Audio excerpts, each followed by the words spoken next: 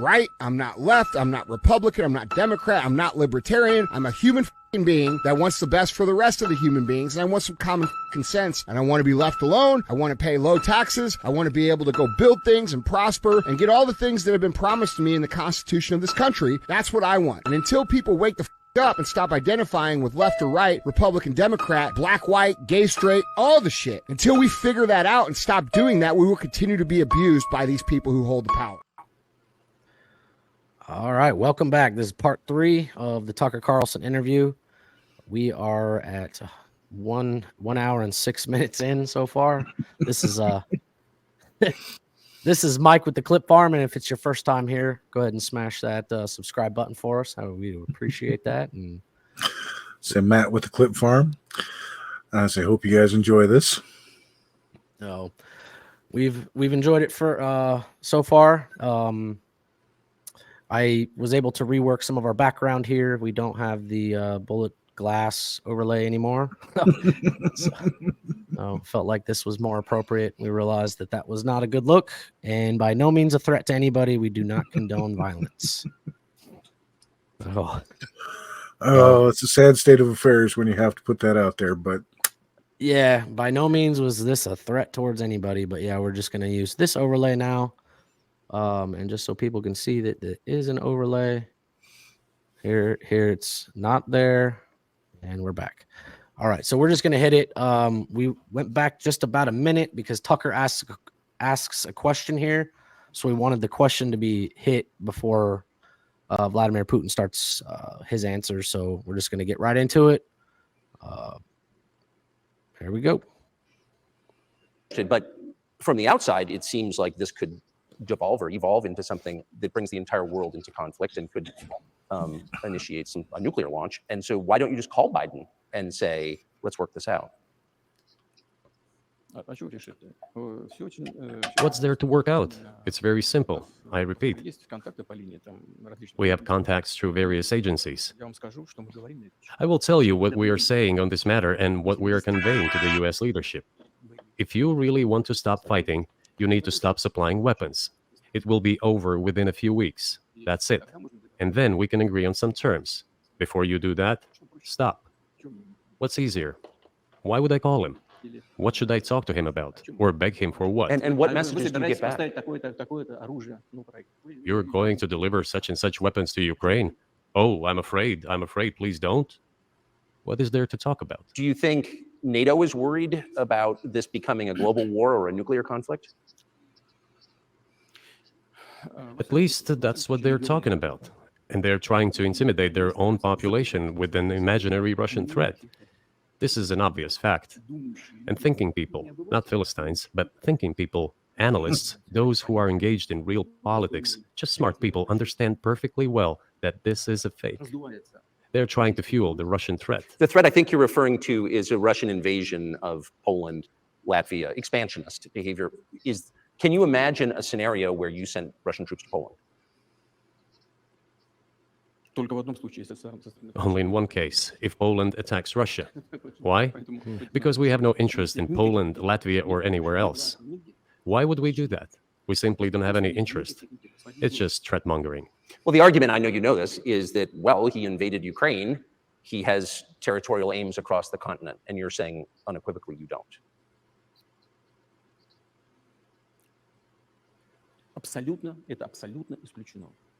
It is absolutely out of the question. You just don't have to be any kind of analyst. It goes against common sense to get involved in some kind of a global war. And a global war will bring all humanity to the brink of destruction. It's obvious.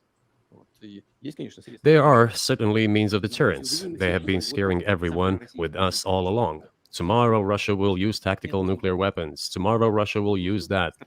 No, the day after tomorrow. So what? In order to extort additional money from US taxpayers and European taxpayers in the confrontation with Russia in the Ukrainian theater of war. The goal is to weaken Russia as much as possible. One of our...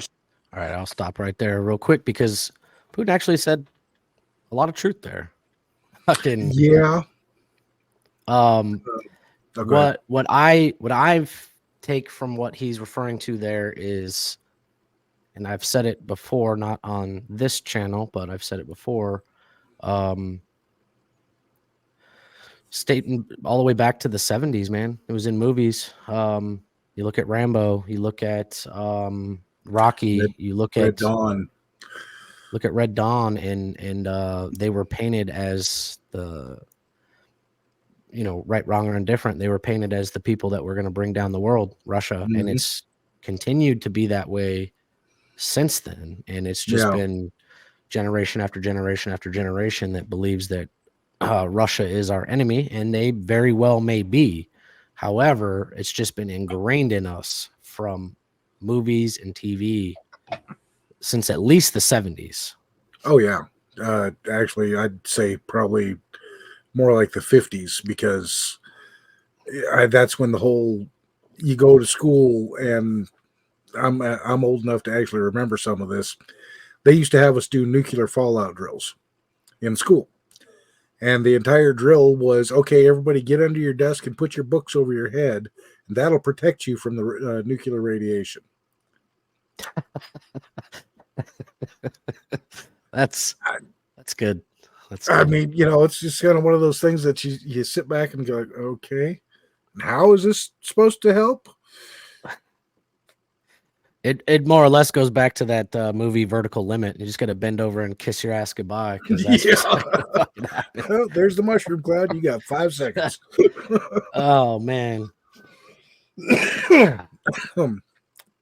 No, But yeah, so what Putin says there, I don't disagree with what he said there. It was interesting question that Tucker posed there about going into Poland and some of the other ones, because from the outside looking in, invading Ukraine versus invading Poland and these other countries, it's essentially the same, right? Like, so that is an interesting question, and you know, he said the only way he's going to attack them is if they attack us. So right. Well, Ukraine and like Crimea, I can kind of see, because they're border states. Poland is not. You know, they've got a country or two between them. So, say actually going after Poland, yeah, that would definitely make you worry about expansionists' thoughts on Putin's part, I guess. I say, but I tend to believe him when he says, no, we don't want Poland. We'd be happy, you know, if they come at us, cool. If not, yeah. And what we talked about in part 2 was part of why we believed, or at least what he was saying was, Russia lost their influence in their political structure of Ukraine. And it may very well be that they still have a political pull in Poland, and that's the difference. I don't know enough about it, but like I said, I just found that interesting. We'll get back to this, but I don't, like I said, that's the first thing I think I don't disagree with Putin on, as far as when he was talking about. Well, and one I think thing he called I'll it agree with him- propaganda. yeah, one thing I'll agree with him on is that the world media, not just the United States, but the entire world media, is fear-mongering with this whole nuclear war thing.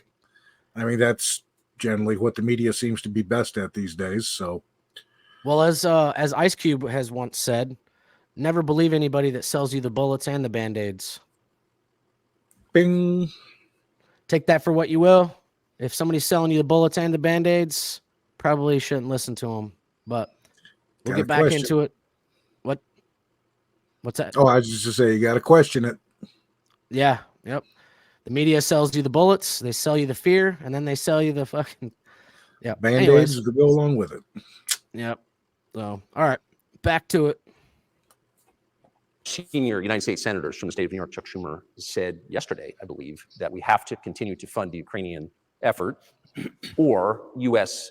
soldiers, citizens could wind up fighting there. How do you assess that?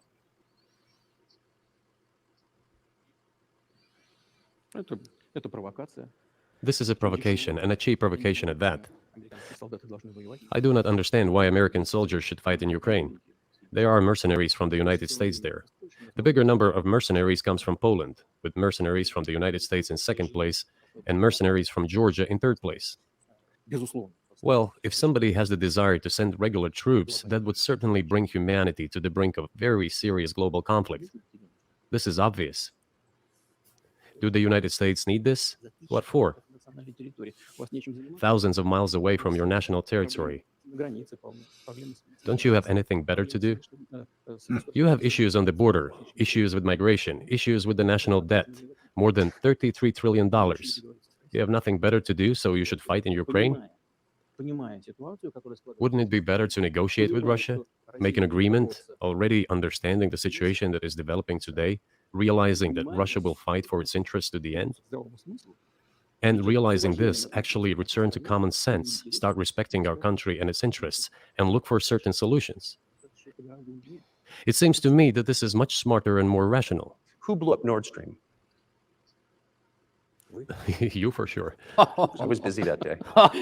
Nate, do you have? I did not blow up Nord Stream. Thank you, though. You personally may have an alibi, but the CIA has no such alibi. Oh boy. Do you have evidence that Nate? That was a fucking question right there. So those that are watching that may not know about that. Oh, The Nord Stream pipeline was an oil line that went from Russia to Germany under, I think, the Black Sea. I don't recall which one exactly. Anyways, Yeah, it goes under a body underwater. of water, and the U.S. media had put out that the Russians had blown it up, which makes zero sense because they profited off of that pipeline. But Exactly. there was a U.S. warship in the area when that pipeline was. I'm not saying that we hit it or had anything to do with it, but I am saying that there was a U.S. ship in that area. When Presence that in pipeline, the area. Yeah. So, like I said, not saying we did it. There's no proof, but when I heard that news, it makes zero sense for Russia to hit their own stupid pipeline that they make money on. It's ridiculous. Now, see, I could see Ukraine going after it to hurt Russia, but Ukraine does not have the capability to dive a mile down under the ocean to get to this pipeline. So, I did hear some stuff like when that was going on that there was also British ships in the area too, and I think that they do have the capabilities, but it probably came from either the United States or Great Britain. To be completely, I say, and again, not pointing fingers because we don't know for sure. But what interest would Great Britain have in taking out that pipeline?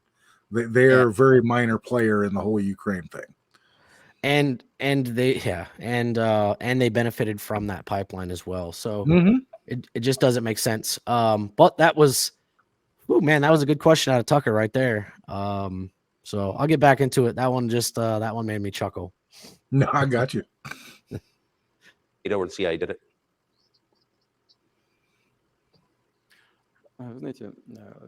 You know, I won't get into details, but people always say in such cases, look for someone who is interested.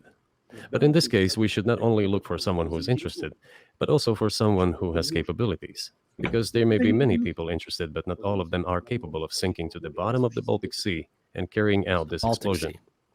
These two components should be connected. Who is interested and who is capable of doing it? But I'm confused. I mean, that's the biggest act of industrial terrorism ever. And it's the largest emission of CO2 in history. Okay, so if you had evidence, and presumably given your security services, your intel services, you would, that NATO, the US, CIA, the West did this, why wouldn't you present it and win a propaganda victory?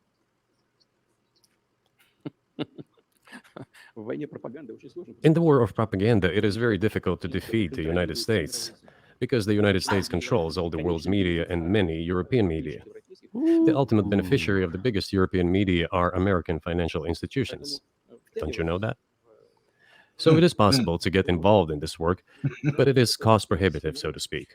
We can simply shine the spotlight on our sources of information, and we will not achieve results. It is clear to the whole world what happened, and even American analysts talk about it directly. It's true. Yes, but here's a question you may be able to answer. You worked in Germany, famously.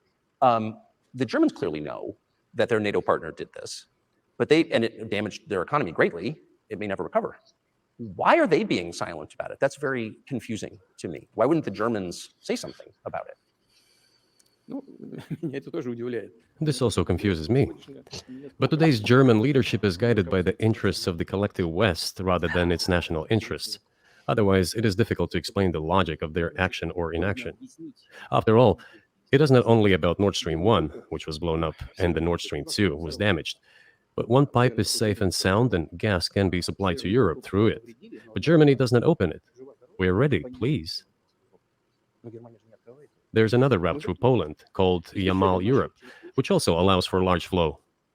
Poland has closed it, but Poland pecks from the German hand. It receives money from the pan-European funds, and Germany is the main donor to these pan-European funds. Germany feeds Poland to a certain extent, and they close their route to Germany. Why? I don't understand. Ukraine, to which the Germans supply weapons and give money. Germany is the second sponsor of the United States in terms of financial aid to Ukraine. There are 2 gas routes through Ukraine. They simply closed one route, the Ukrainians. Open the second route and please get gas from Russia. They do not open it. Why don't the Germans say, look guys, we give you money and weapons, open up the valve, please, let the gas from Russia pass through for us. We're buying liquefied gas at exorbitant prices in Europe, which brings the level of our competitiveness and economy in general down to zero. Do you want us to give you money? Let us have the decent existence, to make money for our economy, because this is where the money we give you comes from. They refuse to do so. Why? Ask them. That is what is like in their heads. Those are highly incompetent people. Well, maybe the world is breaking into 2 hemispheres, one with cheap energy, the other without. And I want to ask you that. If we're now a multipolar world, obviously we are, can you describe the blocks of alliances? Who is in each side, do you think? Listen, you have said that the world is breaking into 2 hemispheres. A human brain is divided into 2 hemispheres. One is responsible for one type of activities, the other one is more about creativity and so on. But it is still one and the same head. The world should be a single whole. Security should be shared rather than meant for the golden billion. That is the only scenario where the world could be stable, sustainable, and predictable. Until then, while the head is split in 2 parts, it is an illness, a serious adverse condition. It is a period of severe disease that the world is going through now. But I think that thanks to honest journalism, this work is akin to work of the doctors. This could somehow be remedied. Well, let's just give one example, the US dollar, which has kind of united the world in a lot of ways, maybe not to your advantage, but certainly to ours. Is that going away as the reserve currency, the universally accepted currency? How have sanctions, do you think, changed the dollar's place in the world? You know, to use the dollar as a tool of foreign policy struggle is one of the biggest strategic mistakes made by the US political leadership. The dollar is the cornerstone of the United States power. I think everyone understands very well that no matter how many dollars are printed, they are quickly dispersed all over the world.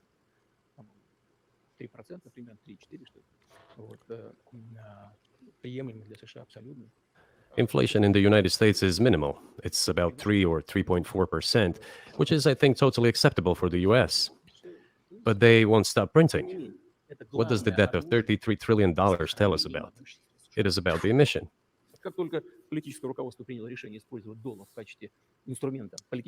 Nevertheless, it is the main weapon used by the United States to preserve its power across the world. As soon as the political leadership decided to use the US dollar as a tool of political struggle, a blow was dealt to this American power. I would not like to use any strong language, but it is a stupid thing to do and a grave mistake.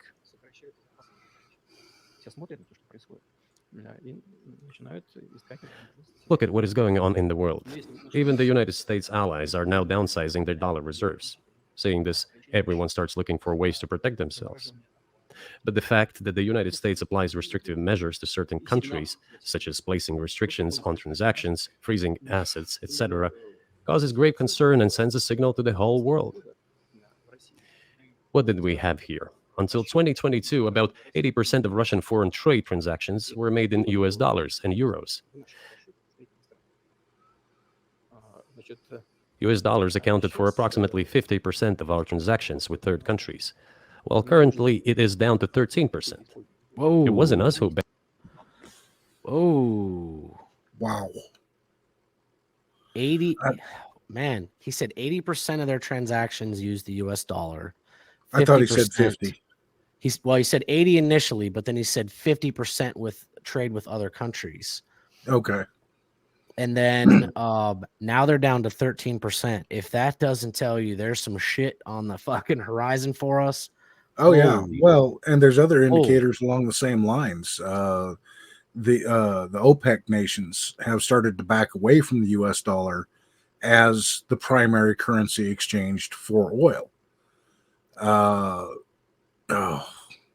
Part of what he was referring to here, and Tucker was alluding to it, is the fact that we're on the petrodollar, right, as opposed to the gold standard. From what I understand, and I don't know, but I suspect Putin is going to talk about putting his country back on the gold standard. And if I recall correctly, like a month or two ago, Russia teamed up with a couple of different African countries, and they're all going back to the gold standard too. But he basically just said the United States would force other countries to trade in the petrodollar, i.e. the American dollar. Oh, yeah. Or we would sanction them, which some of these countries would cripple them. Right. Russia, it definitely hurt them, because I know Trump sanctioned them. I'm not sure about the Obama administration and the Bush administration, but I know Trump put sanctions on Russia and they worked on trade deals. Right.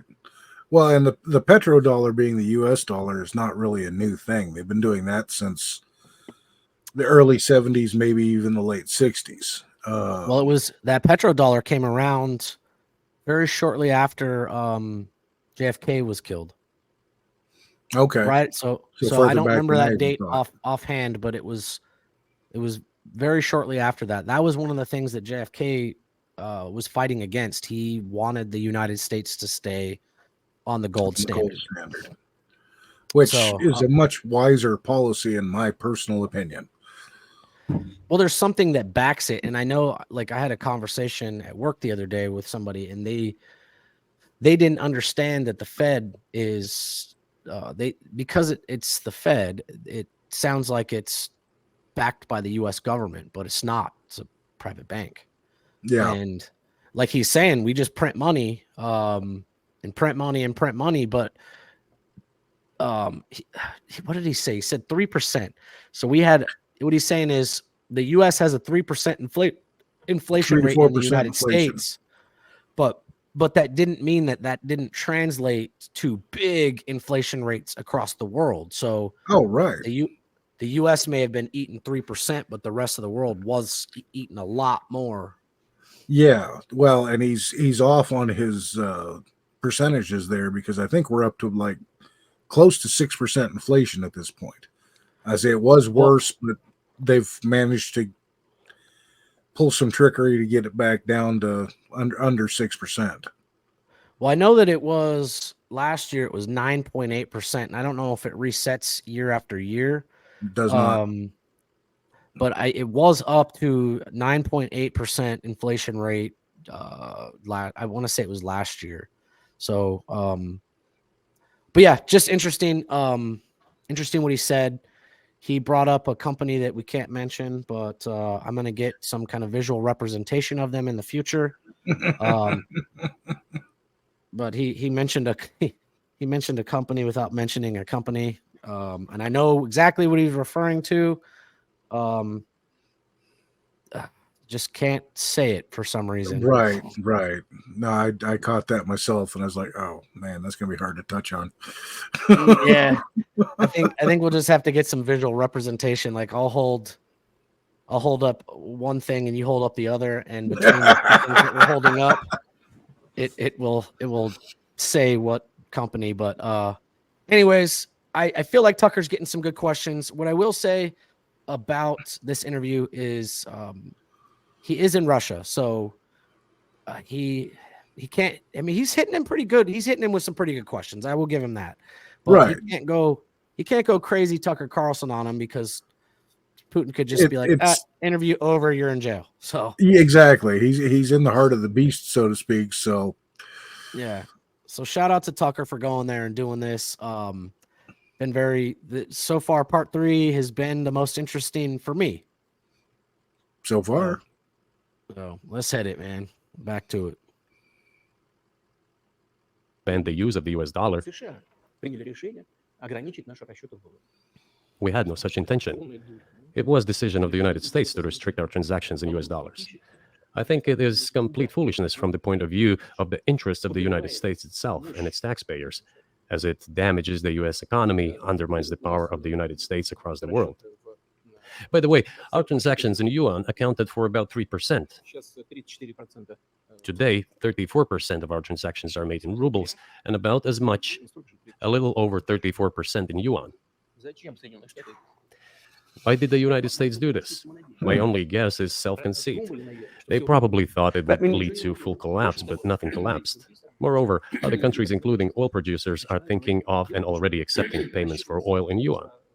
Do you even realize what is going on or not? Does anyone in the United States realize this?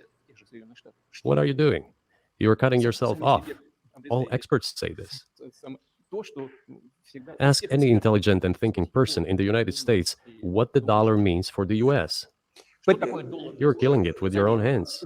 I think that's I think it's a fair assessment. The question is what comes next, and maybe you trade one colonial power for another, much less sentimental and forgiving colonial power. I mean, is the BRICS, for example, in danger of being completely dominated by the Chinese economy in a way that's not good for their sovereignty?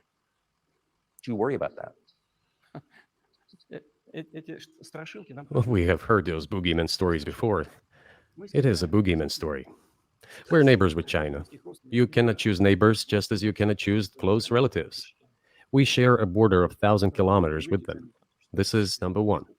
Second, we have a centuries-long history of coexistence. We're used to it. Third, China's foreign policy philosophy is not aggressive. Its idea is to always look for compromise, and we can see that. The next point is as follows. We are always told the same boogeyman story, and here it goes again, through an euphemistic form, but it is still the same boogeyman story. The cooperation with China keeps increasing. The pace at which China's cooperation with Europe is growing is higher and greater than that of the growth of Chinese-Russian cooperation. All right, I'll pause this here real quick. I just touch on that. He's he's referring to that from the Russian perspective. So they have a good working relationship. It would be like the United States and Canada. So right. From Russia and his perspective, those things are true to him and his country. Now, for us in China, it's different. So yeah, just try to view that what he just said through his eyes and his country and what he's taking care of, and that statement would be true in that case. Okay, I can agree to that. I say, but yeah, when he first said that, it was like, no, sorry, beg to differ. But you were looking at that through the American eyes, and from the American perspective. But yeah, it would be like us in Canada, like we don't agree with everything that goes on up there, but like he said, you don't get to choose your neighbors. I think from what he said, his perspective is right. Just from that country's perspective, not our country. Right. So, no, I agree with that. I just, like I say, I got caught up in my own worldview there for a moment. It was like, oh, come on now. Yeah. All right, back to it. Sorry, guys. I just had to. That was interesting, but yeah, I just wanted to make sure you knew, like at least where I take it, he's speaking for his country, not ours. Mm-hmm.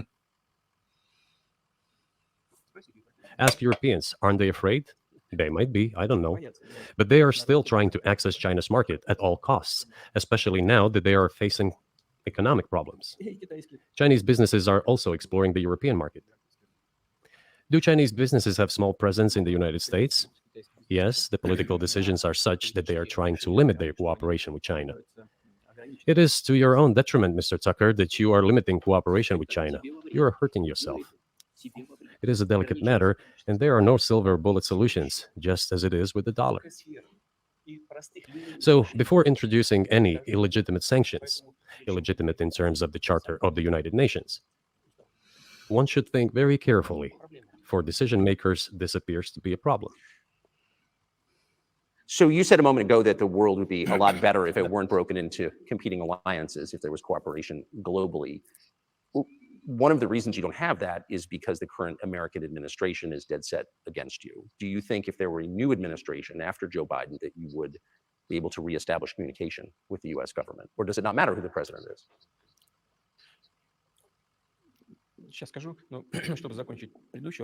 I will tell you, but let me finish the previous thought.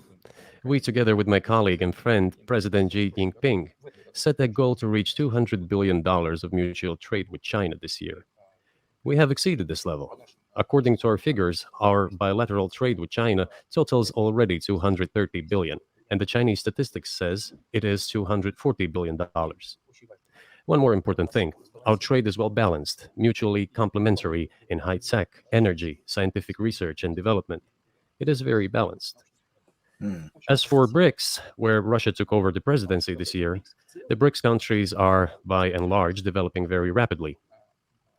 Look, if memory serves me right, back in 1992, the share of the G7 countries in the world economy amounted to 47%, whereas in 2022, it was down to, I think, a little over 30%. The BRICS countries accounted for only 16% in 1992, but now their share is greater than that of the G7. It has nothing to do with the events in Ukraine. This is due to the trends of global development and world economy, as I mentioned just now. And this is inevitable. This will keep happening. It is like the rise of the sun. You cannot prevent the sun from rising. You have to adapt to it. How do the United States adapt? With the help of force, sanctions, pressure, bombings, and use of armed forces. This is about self-conceit. Your political establishment does not understand that the world is changing under objective circumstances. And in order to preserve your level, even if someone aspires, to the level of dominance, you have to make the right decisions in a competent and timely manner. Such brutal actions, including with regard to Russia and, say, other countries, are counterproductive. This is an obvious fact. It has already become evident. You just asked me if another leader comes and changes something. It is not about the leader. It is not about the personality of a particular person. I had a very good relationship with, say, Bush. I know that in the United States, he was portrayed as some kind of a country boy who does not understand much. I assure you that this is not the case. I think he made a lot of mistakes with regard to Russia, too.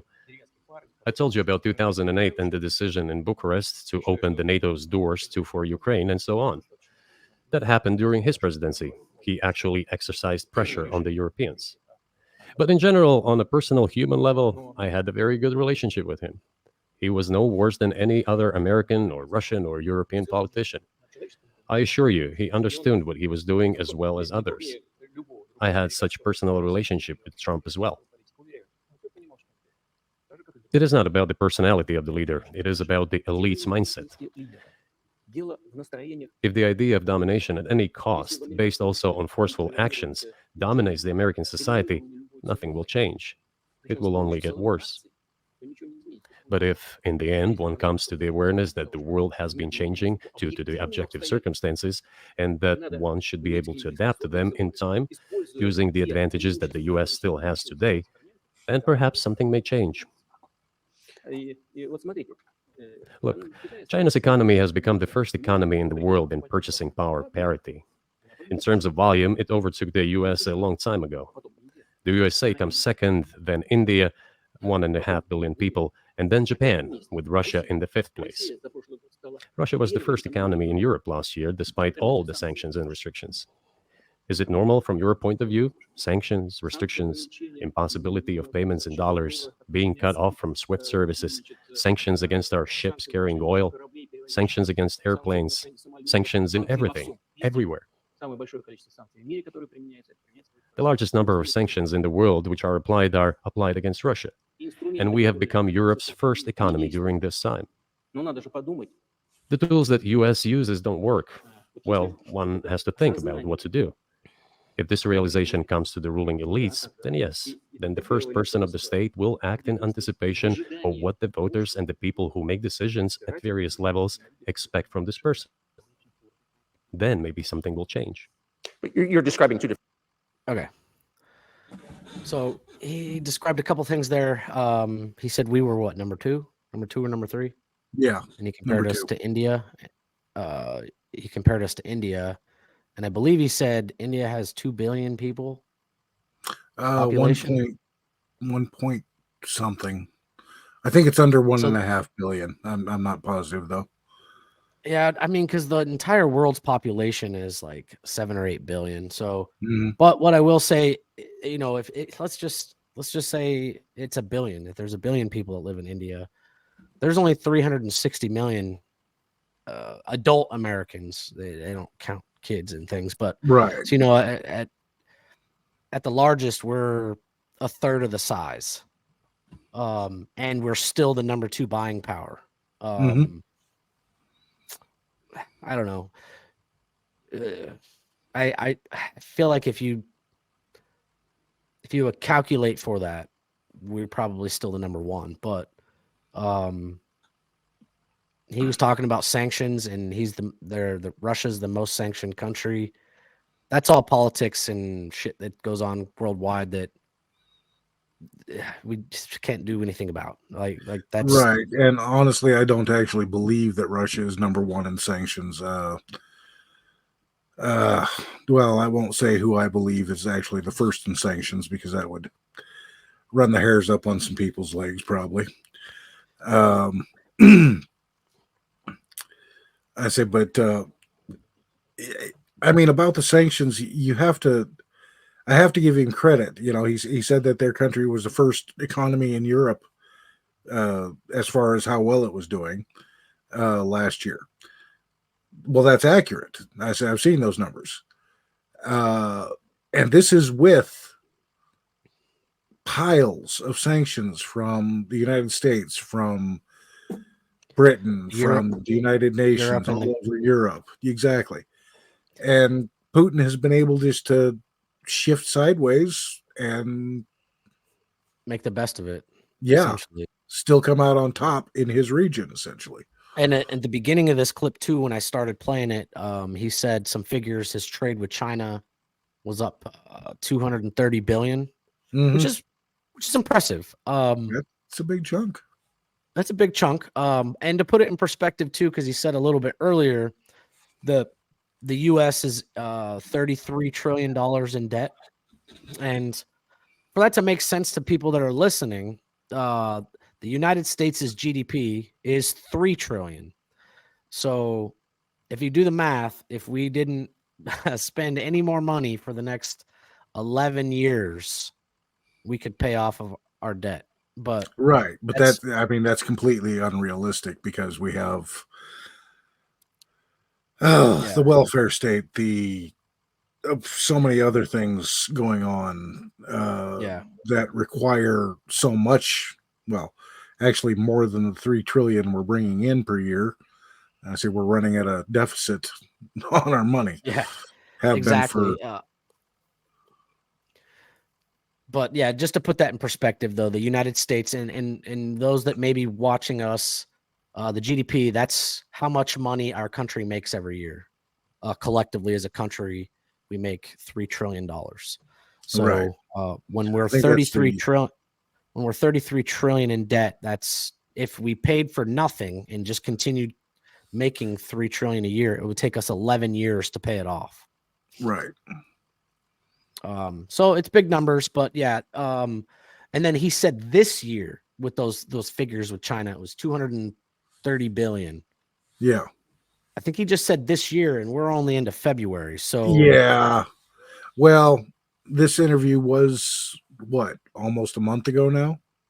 Yeah, so it's possible he might be using the previous year's figures. Right.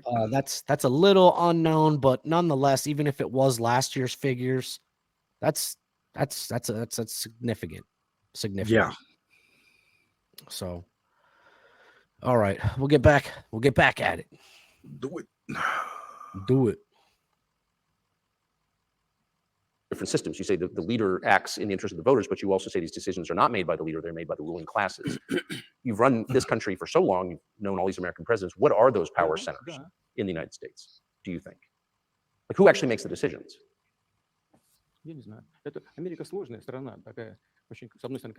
I don't know. America is a complex country, conservative on one hand, rapidly changing on the other. It's not easy for us to sort it all out. Who makes decisions? Is it possible to understand this when each state has its own legislation? Each state regulates itself? Someone can be excluded from elections at the state level. It is a two-stage electoral system. It is very difficult for us to understand it. Certainly, there are two parties that are dominant, the Republicans and the Democrats. And within this party system, the centers that make decisions, that prepare decisions. Then, look, why, in my opinion, after the collapse of the Soviet Union, such an erroneous, crude, completely unjustified policy of pressure was pursued against Russia? After all, this is a policy of pressure. NATO expansion, support for the separatists in Caucasus, creation of a missile defense system. These are all elements of pressure. Pressure, pressure, pressure. Then, dragging Ukraine into NATO is all about pressure, pressure, pressure. Why? I think, among other things, because excessive production capacities were created. During the confrontation with the Soviet Union, there were many centers created and specialists on the Soviet Union who could not do anything else. They convinced the political leadership that it is necessary to continue chiseling Russia, to try to break it up, to create on this territory several quasi-state entities, and to subdue them in undivided form, to use their combined potential for the future struggle with China. This is a mistake, including the excessive potential of those who worked for the confrontation with the Soviet Union. It is necessary to get rid of this. There should be new, fresh forces, people who look into the future and understand what is happening in the world. Look at how Indonesia is developing. 600 million people. Where can we get away from that? Nowhere. We just have to assume that Indonesia will enter, it is already in, the club of the world's leading economies, no matter who likes it or dislikes it. Yes, we understand and are aware that in the United States, despite all the economic problems, the situation is still normal, with the economy growing decently. The GDP is growing by 2.5%, if I'm not mistaken. But if we want to ensure the future, then we need to change our approach to what is changing. As I already said, the world would nevertheless change, regardless of how the developments in Ukraine end. The world is changing. In the United States themselves, experts are writing that the United States are nonetheless gradually changing their position in the world. It is your experts who write that. I just read them. The only question is how this would happen, painfully and quickly, or gently and gradually. And this is written by people who are not anti-American. They simply follow global development trends. That's it. And in order to assess them and change policies, we need people who think, look forward, can analyze and recommend certain decisions at the level of political leaders. I just have to ask, you've said clearly that NATO expansion eastward is a violation of the promise you all were made in 1990. It's a threat to your country. Right before you send troops into Ukraine, the Vice President of the United States went to the Munich Security Conference and encouraged the President of Ukraine to join NATO. Do you think that was an effort to provoke you into military action?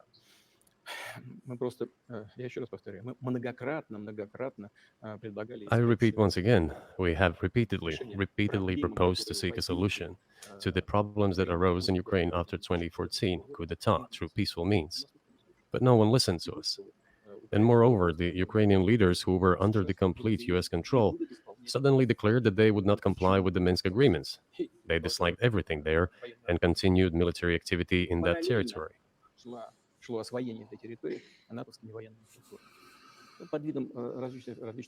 And in parallel, that territory was being exploited by NATO military structures under the guise of various personnel training and retraining centers. They essentially began to create bases there, that's all. Ukraine announced that the Russians were a non-titular nationality, while passing the laws that limit the rights of non-titular nationalities in Ukraine. Ukraine, having received all the southeastern territories as a gift from the Russian people, suddenly announced that the Russians were a non-titular nationality in that territory. Is that normal? All this put together led to the decision to end the war that neo-Nazis started in Ukraine in 2014. Do you think Zelensky has the freedom to negotiate a settlement to this conflict? I don't know the details. Of course, it's difficult for me to judge. But I believe he has, in any case, he used to have. His father fought against the fascists, Nazis, during World War II. I once talked to him about this. I said, Volodya, what are you doing? Why are you supporting neo-Nazis in Ukraine today, while your father fought against fascism? He was a frontline soldier. I will not tell you what he answered. This is a separate topic, and I think it's incorrect for me to do so. But as to the freedom of choice, why not? He came to power on the expectations. All right, so that was interesting. That I was see. I'll let you go first. Okay. I see. No, going back to right after we restarted there, he mentioned, I forget which nation it was now, but he mentioned a Indonesia. growth rate. Sorry? It was Indonesia. Indonesia, with a growth rate of 2.5%. Okay. A growth rate of 2.5% is damn anemic. It is not a healthy economy. Oh no! When he the 2.5% was, he was talking about the United States' GDP growth. The population, he said, I think in Indonesia was 600,000. I don't know if those figures are correct. I don't know. I'd have to look those up. Yeah. If you're watching in the chat, let us know if you know those numbers. Definitely. Shoot us a message in the chat. Yeah, no, but what I caught was the 2.5% growth in the United States' GDP. Right, which still is, like I say, that's a very anemic growth. Anything less than 3% is almost backsliding when you can account for inflation just and cost of living year to year. Yeah, absolutely. If you have a 4% inflation rate and your growth is only 2.3, you're making less money year after year. So 100%. What I caught here in this little argument point, where he's talking about Zelensky and his dad, is he's adding some emotion to something to justify. Definitely. So that, like, Zelensky's and I don't know Ukraine's thing, but he's his own man. Just because his dad did one thing doesn't mean he can't. And I'm not saying he's fighting with the Nazis or against. I don't know. But what I'm saying is he's trying to say because his dad fought against the Nazis and he's a Nazi supporter. I don't know. I don't know that Zelensky is an actual supporter of the Nazis, but I can point out that I think we've mentioned it before in one of the previous shows that there is a neo-Nazi brigade, at least one, within the sanctioned Ukrainian military. So by default, he is kind of supporting them, but at the same time, I think Zelensky is basically just using them for cannon fodder. So, yeah, I mean, yeah, military terms, you say bullet sponges, things like that. But yeah, like I said, I don't know. I think right now he's selling us an emotional story to draw us in. So that's what I'm taking from this little part right here, as he's trying to dive into our emotions because worldwide everyone dislikes Nazis, and he is currently trying to paint Zelensky as a Nazi supporter. So whether it's true or not, I don't know. I'm just saying this is how I'm seeing this talking point tactic going. Right. Like I said, there's no proof to say that Zelensky is an ardent Nazi supporter. There is secondary evidence that, like I say, he's got the neo-Nazi brigade within his own military that he hasn't done anything about to date. Right.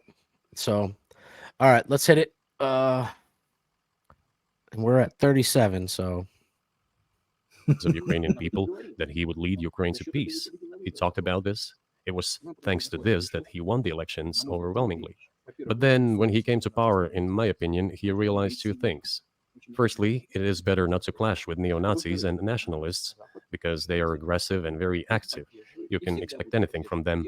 And secondly, the US-led West supports them and will always support those who antagonize with Russia. It is beneficial and safe. So he took the relevant position despite promising his people to end the war in Ukraine. He deceived his voters. But do you think at this point, as of February 2024, he has the latitude, the freedom to speak with you or your government directly about putting an end to this, which clearly isn't helping his country or the world? Can he do that, do you think? Why not? He considers himself head of state. He won the elections. Although we believe in Russia that the coup d'etat is the primary source of power for everything that happened after 2014. And in this sense, even today, government is flawed. But he considers himself the president, and he is recognized by the United States, all of Europe, and practically the rest of the world in such a capacity. Why not? He can. We negotiated with Ukraine in Istanbul. We agreed. He was aware of this. Moreover, the negotiation group leader, Mr. Arachamia is his last name, I believe still heads the faction of the ruling party, the party of the president in the Rada. He still heads the presidential faction in the Rada, the country's parliament. He still sits there.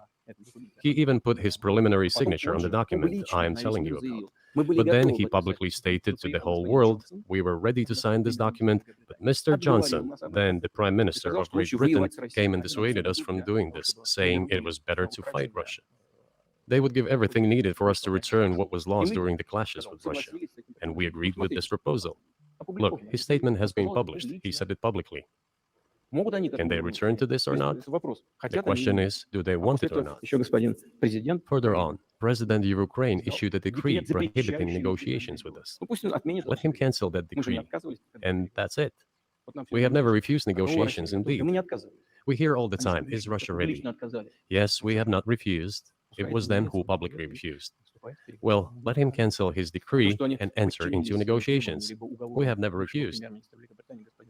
And the fact that they obeyed the demand or persuasion of Mr. Johnson, the former Prime Minister of Great Britain, seems ridiculous and very sad to me.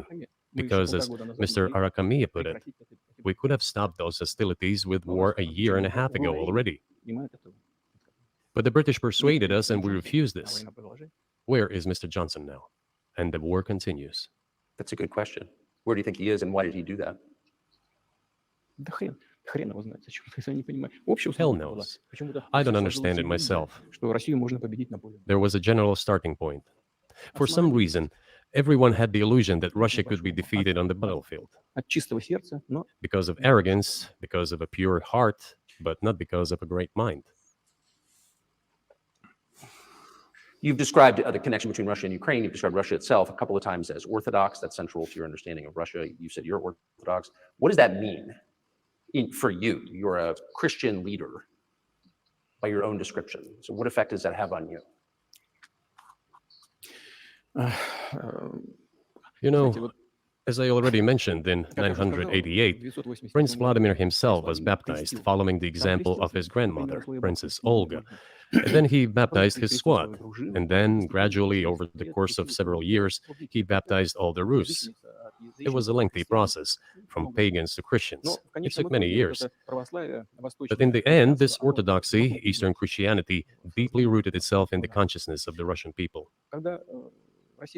When Russia expanded and absorbed other nations who profess Islam, Buddhism, and Judaism, Russia has always been very loyal to those people who profess other religions. This is our strength. This is absolutely clear. And the fact is that the main postulates, main values are very similar, not to say the same, in all world religions I've just mentioned, and which are the traditional religions of the Russian Federation, Russia. By the way, Russian authorities were always very careful about the culture and religion of those people who came into the Russian Empire. This, in my opinion, forms the basis of both security and stability of the Russian statehood. All the peoples inhabiting Russia basically consider it their motherhood. If, say, people move over to you or to Europe from Latin America, an even clearer and more understandable example, people come, but yet they have come to you or to European countries from their historical homeland. And people who profess different religions in Russia consider Russia their motherland. They have no other motherland. We are together. This is one big family, and our traditional values are very similar. I've just mentioned one big family, but everyone has his, her own family. And this is the basis of our society. And if we say that the motherland and the family are specifically connected with each other, It is indeed the case, since it is impossible to ensure a normal future for our children and our families unless we ensure a normal, sustainable future for the entire country, for the motherland. That is why patriotic sentiment is so strong in Russia. But can I? All right, pause it right there. Yeah. I knew you had something to say on it, and Oh we're at that yeah. point too. We're at that point Oh, too. yeah, Where we we'll are. probably either wrap here, or I guess it's up to you if you want to just push on. We're at 144. Oh, So I'm gonna have to call it for tonight. okay. Because yeah, I'm starting to wear out here. Yeah, absolutely. We'll hit part 4. It won't be a long one, but we'll hit part 4. Nope. But please hit your notes, because I could tell you definitely want to talk on this one. Oh yeah. Yeah, as I say, to start with, communism basically eliminates any national religion. I don't know precisely when they started implementing that, but up into the 70s, the Eastern Orthodox Church was still kind of an underground thing within the Soviet Union. There were laws on the books that if you got caught with a Christian Bible, you got tossed to the gulag. So I have a hard time swallowing the pill that Putin was offering there of, oh, you know, we're very tolerant of other religions and this, that, and the other. No, you use them. Yeah, I don't know enough about their religion in that country to comment on it. But, you know, like I have seen some of the laws that Vladimir Putin has passed that kill people for certain religious beliefs. You know, if you're a part of the LGBT community, then, you know, that's they basically crack down on you very hard. basically a death sentence for you. So I'm not saying it's right, wrong, or indifferent. I'm just saying that those are what I've seen. And if you're Orthodox Christian, is it? Let me know in the chat or in the comments. If you're an Orthodox Christian, is it okay to take somebody's life because they are gay? I don't know. I'm not a part of that religion, so let me know. But it does seem counterintuitive to that. So Yeah. I'm not saying they accept it, but it doesn't seem like they would say you do this and you're dead. So I don't know. I will say that this was the more out of the 3 parts so far, and there will be a 4th. This was my favorite one so far. Oh yeah, as they get into some meat and potatoes with this one.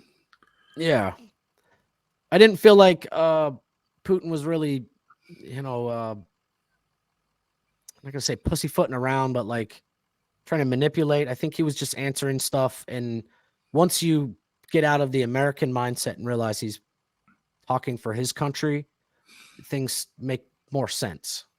Oh yeah, I say from his perspective, you know, this is the way it is. And again, from our perspective, we're both citizens of the United States, so we have somewhat of a tainted view. Now, both of us have been trying to set that aside to a certain extent just for objectivity, but yeah, that's I mean, how I have we my were background. raised. I am American, proud American, but I still want to see his point of view. So, Most definitely. But, all right. Well, with that being said, I guess we'll wrap this one up, and there will be a part 4. We will finish it in the 4th part. So I appreciate everybody. If you've made it this far, leave us a comment. Let us know what you thought about this. Hit that subscribe button, and we appreciate. We Toss us a very like much. if you enjoyed the program. Yep. We appreciate everybody hanging out with us. You all have a good one. Peace.